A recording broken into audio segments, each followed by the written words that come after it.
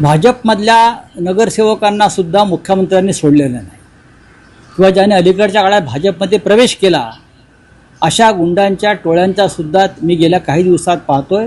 Police आयुक्त संदीप कर्णिक यांनी पूर्णपणे बिमोड करण्याचं धोरण स्वीकारलेलं आहे आणि माझ्या माहितीप्रमाणे नाशिकच्या पोलीस आयुक्तांना मुख्यमंत्र्यांचे तसे आदेश आहेत, हे यांचे अड्डे उद्ध्वस्त करा। मग तो भारतीय जनता पक्षाचा आहे का, तो शिवसेनेचा आहे का, तो काँग्रेसचा आहे का, तो राष्ट्रवादीचा आहे का?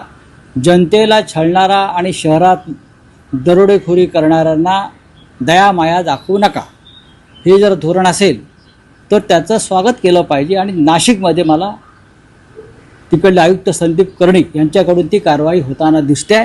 अशा प्रकारची कारवाई ठाण्यात व्हावी।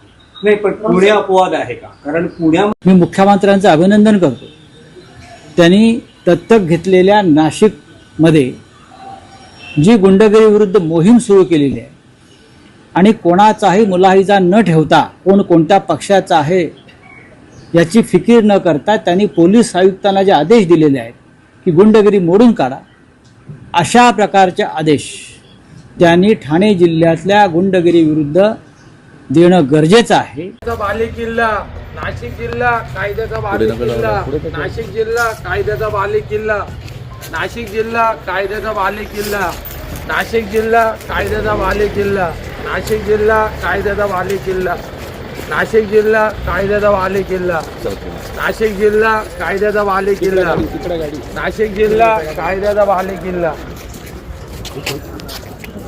अन्याय अत्याचाराचा पर्दाफाश करण्यासाठी एबीपी नाशिक टीव्ही चॅनलला सबस्क्राईब करा आणि बेल आयकॉन प्रेस करा।